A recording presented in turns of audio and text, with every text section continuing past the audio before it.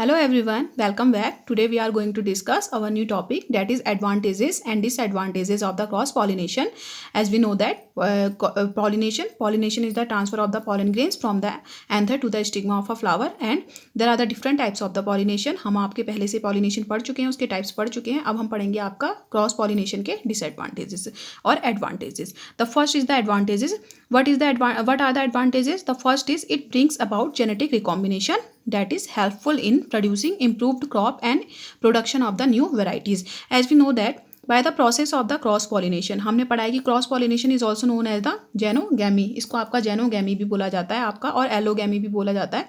तो क्यों बोलते हैं आपका? क्योंकि इसमें क्या होता है, आपका जेनेटिक रिकॉम्बिनेशन होता है. Genetic recombination means formation of the recombinants. Okay, कैसे होगा आपका? As we know that the one gamete from one plant and the second gamete from another plant are fuses to each other. जब वो आपका fuse होगा, उनका genetic material fuse होगा, तो उससे क्या होगा, आपका नए कॉम्बिनेशंस क्या होंगे, आपके फॉर्म होंगे, और इनको क्या बोला जाएगा, आपका जेनेटिक रिकॉम्बिनेशंस बोला जाएगा.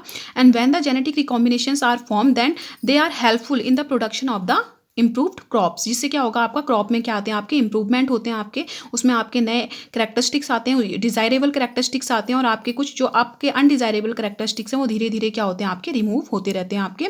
And it also help in the production of the new varieties. जब आपका डिफरेंट जेनेटिक फार्मूला आपका फ्यूज होगा, तो ऑब्वियसली उससे क्या होगा, आपका न्यू वेरिएशन क्या आएंगी, आपकी आएंगी, जिससे न्यू वेराइटीज़ क्या होंगी, आपकी फॉर्म होंगी. Okay, and the second is it result in the healthy and stronger offsprings due to the phenomenon of the hybrid vigour. Okay, तो वही आपका, क्योंकि आपका डिफरेंट आपके जेनेटिक मटेरियल आपके फ्यूज होते हैं, जिसकी वजह से क्या होगा, आपका एक हेल्दी और स्ट्रॉन्ग क्या होती है, आपकी प्रोग्रेनी का क्या होता है, आपका फॉर्मेशन होता है. And next is production of the disease resistant plants. इसमें क्या होता है आपका, जब आपका हम डिफरेंट प्लांट के बीच में क्या होगा, आपका ब्रीडिंग की प्रोसेस होती है, तो आपका डिफरेंट प्लांट के आपके जो डिज़ायरेबल करेक्टर्स होते हैं वो आपके कंबाइंड होते हैं, और उसमें से कुछ डिज़ायरेबल जो करेक्टर्स होते हैं वो आपका डिजीज़ रेजिस्टेंट के लिए होते हैं, जिससे आपका जो नया आपका फॉर्मेशन होता है आपका प्लांट का, वो क्या होता है, आपका डिजीज़ रेजिस्टेंट होता है आपका, जो कि आपका सेल्फ पॉलिनेशन में नहीं हो सकता है.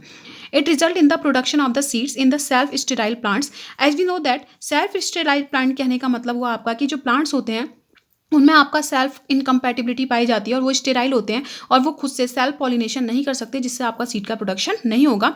But as a result of the cross pollination, क्योंकि क्रॉस पॉलिनेशन होगा तो आपका फर्टिलाइजेशन की प्रोसेस होगी, तो आपका सीड्स का फॉर्मेशन आपका होगा, और जो सीड्स होंगे they are produced in the more amount. वो क्या होंगे, आपके बहुत ज़्यादा अमाउंट में क्या होंगे, आपके प्रोड्यूस्ड होंगे. Now coming to the next point, that is the several crop plants give significantly higher yield if cross production allowed to occur. Okay, अब देखो क्या होता है आपका, जो सेवरल आपके क्रॉप प्लांट्स हैं, ठीक है, वो क्या करते हैं, आपका सिग्निफिकेंटली क्या करते हैं, आपका हायर यील्ड प्रोवाइड करते हैं. ठीक है, अगर आपका क्रॉस प्रोडक्शन होता है, क्रॉस प्रोडक्शन कहने का मतलब है आपका, अगर आपका क्रॉस फर्टिलाइजेशन को या फिर आपका क्रॉस पॉलिनेशन को अलाउड किया जाता है, तो उससे क्या होता है, आपका सिग्निफिकेंटली क्या होता है, आपका रिजल्ट आता है आपका किसमें, यील्ड आपकी बहुत ज़्यादा बढ़ती है, इनकी बहुत ज़्यादा आपका प्रोडक्शन होता है. तो ये तो हो गए आपके एडवांटेजेस, जो कि आपका सेल्फ पॉलिनेशन से नहीं आ सकते हैं. Now coming to the next point, that is the disadvantages of the cross pollination. The first is it is uncertain as it depends upon the external agencies. मैंने आपको बताया था कि बायोटिक और आपका बायोटिक एजेंट्स होते हैं, जिनके ऊपर आपका क्रॉस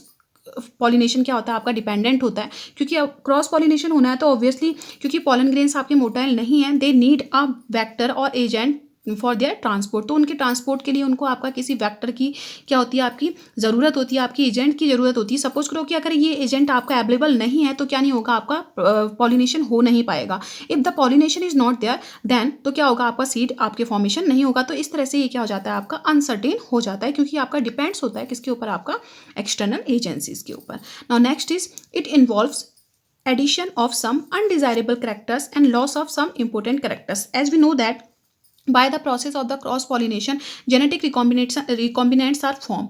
आपके जेनेटिक रिकॉम्बिनेंट्स फॉर्म होते हैं, यानी कि डिफरेंट आपके जो जेनेटिक मटेरियल होते हैं वो फ्यूज होकर के आपका न्यू रिकॉम्बिनेंट्स बनाते हैं.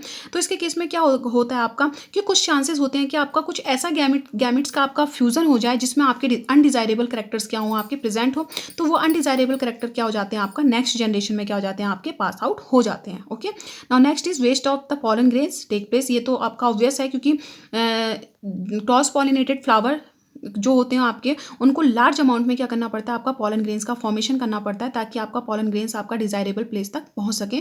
तो जिसमें क्या होता है, आपका एजेंसी जब इनको एक प्लेस से दूसरे प्लेस पे आपका ट्रांसपोर्ट करती है, तो क्या होता है, आपका a lot of amount of the pollen grains wastage, क्या होता है, आपका बहुत ज़्यादा आपका पॉलन ग्रेन का क्या होता है, आपका वेस्टेज होता है। Okay, non last one, it is not economical. अब तो ये पॉइंट आपका बहुत ज़्यादा इंपॉर्टेंट है। It is not economical, it means that a large amount of the energy, a lot of energy is wastage. Okay, food material is wastage in unnecessary adaptation. हमने पढ़ा था इससे पहले कि क्रॉस फर्टिलाइजेशन के लिए या क्रॉस पॉलिनेशन के लिए जो फ्लावर्स होते हैं उनमें बहुत सारे क्या होते हैं, आपके अडेप्टेशंस होते हैं, और उन अडेप्टेशन को डेवलप करने के लिए प्लांट्स को बहुत ज़्यादा एनर्जी का और आपका फूड मटेरियल का क्या करना पड़ता है, आपका यूज़ करना पड़ता है उनके प्रोडक्शन के लिए। तो ये एक तरह से क्या हो गया, आपका नॉट इकोनॉमिकल हो गया। कहने का मतलब है कि बहुत ज़्यादा एनर्जी और आपका फूड मटेरियल क्या हो रहा है, आपका वेस्ट हो रहा है। किसमें वेस्ट हो रहा है, आपका अननेसेसरी अडेप्टेशन में, और जो डिवाइसेस आपके बनाए जाते हैं या फॉर्म होते हैं किसके लिए, आपके क्रॉस पॉलिनेशन के लिए। तो एक चीज़ और भी इंपॉर्टेंट है, अगर आप सेल्फ पॉलिनेशन और क्रॉस पॉलिनेशन के आप एडवांटेजेस और डिसएडवांटेजेस पढ़ते हैं,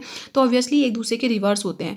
जो क्रॉस पॉलिनेशन के एडवांटेजेस हैं वो आपके सेल्फ पॉलिनेशन के डिसएडवांटेजेस हो जाते हैं, और जो आपका क्रॉस पॉलिनेशन के डिसएडवांटेजेस हैं वो कहीं ना कहीं आपका सेल्फ पॉलिनेशन के क्या हो जाते हैं, आपके एडवांटेजेस हो जाते हैं। Okay student, now coming to the next point, that is the agents of the pollination. It is very important. ये एजेंट्स के बेसिस पे आपके क्वेश्चन बनते हैं, और जो आपके अडेप्टेशंस होते हैं आपके फ्लावर्स में, उसके बेसिस पे भी क्या होते हैं, आपके बहुत सारे क्वेश्चंस बनते हैं। तो इसको ध्यान से पढ़िएगा। तो what is the meaning of the agents of the pollination? The first thing is that the means of the pollination are known as the agents और वेक्टर। कहने का मतलब है कि ऐसे मतलब आपके ऐसे ऑर्गेनिज्म, वो आपका लिविंग और नॉन लिविंग भी हो सकते हैं आपका, यानी कि लिविंग वेराइटीज़ भी हो सकती हैं आपके, और नॉन लिविंग थिंग्स भी हो सकती हैं, और लिविंग थिंग्स भी हो सकते हैं। लिविंग थिंग्स और नॉन लिविंग थिंग्स जो क्या करेंगे, आपका मीन्स की तरह काम करेंगे किसके, आपके पॉलिनेशन के लिए। It means that they transfer the pollen grains from one flower to another flower, and the agents responsible for the cross pollination are grouped into the two category. ये कितनी कैटेगरी में आपके ग्रुप कैटेगराइज किए जाते हैं, आपके दो categories में। The first is the abiotic agents and the second is the biotic agents. पहला आपका एबायोटिक एजेंट्स है और दूसरा क्या है, आपका बायोटिक एजेंट है। अब हम एबायोटिक एजेंट कहने का मतलब है आपका non living things such as the wind and the water. Okay, when the pollen grains are transported with the help of the wind, यानी कि when the pollination क्या होगा आपका, जब आपका क्या होगा, आपका मोड ऑफ पॉलिनेशन किसके थ्रू होगा, आपका विंड के थ्रू होगा, तो उसको क्या बोला जाएगा, आपका एनिमोफिली बोला जाएगा। And the flower in which are wind pollinated are known as the anemophilous flower. ये बहुत ही इंपॉर्टेंट है आपका, ये आपका पूछा जाता है। तो it is a mode of the pollination. Anemophily क्या है आपका, it is a mode of the pollination और transfer of the pollen grains from anther to the stigma through the agency of the wind, and the flower which are wind pollinated are known as the anemophilous flower. Second है आपका water. Water आपका agent है आपका। जब क्या होगा, आपका water की हेल्प से आपका पॉलन ग्रेन का ट्रांसफर होगा, तो that type of the pollination is known as the hydrophily and the flower are known as the hydrophilous flower. Okay, तो आपका जो विंड पॉलिनेटेड जो फ्लावर्स हैं उनका जो एग्जांपल है वो हो गया आपका ग्रासेस, सुगर केन, ठीक है, bamboo, coconut palm, date palm, cannabis, maize etcetera. Okay, अगर हम बात करें किसकी, आपका वाटर पॉलिनेटेड प्लांट की, तो इसमें क्या होगा, आपका ये आपका हाइड्रोफिली कहलाती है। और इसमें जो आपके प्लांट्स आ जाएंगे वो हो जाएगा आपका जॉस्टेरा हो जाएगा आपका, ठीक है, वेलिसनेरिया हो जाएगा। तो ये आपके वाटर पॉलिनेटेड प्लांट्स हैं। अगर हम बात करते हैं आपके बायोटिक एजेंट्स की, तो इसमें मेनली क्या आते हैं, आपके एनिमल्स, और एनिमल्स के थ्रू होने वाले आपके पॉलिनेशन को क्या बोला जाता है, आपका जूफिली बोला जाता है। यानी कि क्या हो गया आपका, the transfer of the pollen grains from anther to the stigma with the help of the animals is known as the zoophily. Okay, and the zoophily में आपके बहुत सारे आपके एनिमल्स आते हैं। आपको पता है एनिमल्स की वाइड वैरायटी होती है आपकी, तो मेनली जो आपके एनिमल्स के थ्रू होता है उसको तो जूफिली ही बोलेंगे, लेकिन कुछ कुछ के लिए आपका स्पेसिफिक क्या दिए गए हैं, आपके टर्म दिए गए हैं। अगर आपका रेप्टाइल्स के थ्रू होगा तो ऑब्वियसली इसको जूफिली बोलेंगे। लिजर्ड्स हो गया आपका, गार्डन लिजर्ड्स हो गया, इसके एग्जाम्पल हैं। इंसेक्ट्स के थ्रू होता है तो इसके लिए एक आपका पर्टिकुलर आपका टर्म दिया गया है, डेट इज द एंटोमॉफिली। क्या बोलते हैं इसको, एंटोमॉफिली बोलते हैं। बहुत ही इंपॉर्टेंट है आपका। Entomophily is the pollination of the flower with the help of the insect. तो इसमें क्या आएंगे, आपके बीज आएंगी, मॉथ्स आएंगे, वेब्स आएंगे, बटरफ्लाई, बीटल्स, एंड्स एक्सेट्रा। अब एक बहुत ही इंपॉर्टेंट पॉइंट है आपका, जो बीज होती हैं आपकी वो क्या करती हैं, आपका इंसेक्ट जो पॉलिनेशन होता है आपका, जो एंटोमॉफिली होता है उसका 80% किसके थ्रू होता है, आपका बीज के थ्रू होता है। ये बहुत ही इंपॉर्टेंट पॉइंट है। Next is the birds. Birds यानी कि आपका क्या हो गया, आपका एविस ऑर्निथोफिली। इसको क्या बोला जाएगा, आपका ऑर्निथोफिली बोला जाएगा। It means that the pollination with the help of the birds, यानी कि बर्ड्स की हेल्प से जो पॉलिनेशन होगा होगा उसको क्या बोला जाएगा आपका ऑर्निथोफिली बोला जाएगा।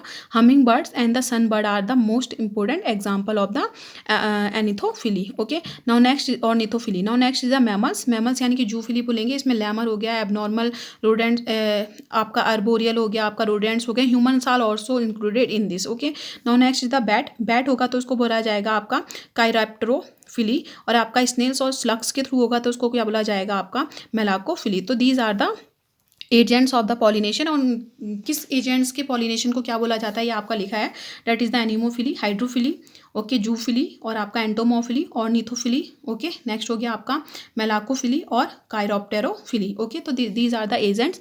इन the next video we will discuss about the adaptation in the flower on the basis of their pollination. अगर एनिमोफिली है तो आप में क्या एडेप्टेशन होंगे, हाइड्रोफिली है तो फ्लावर में क्या एडेप्टेशन होंगे, जूफिली है तो आपके फ्लावर्स में क्या एडेप्टेशन होंगी। We will discuss about this in the next video. Okay.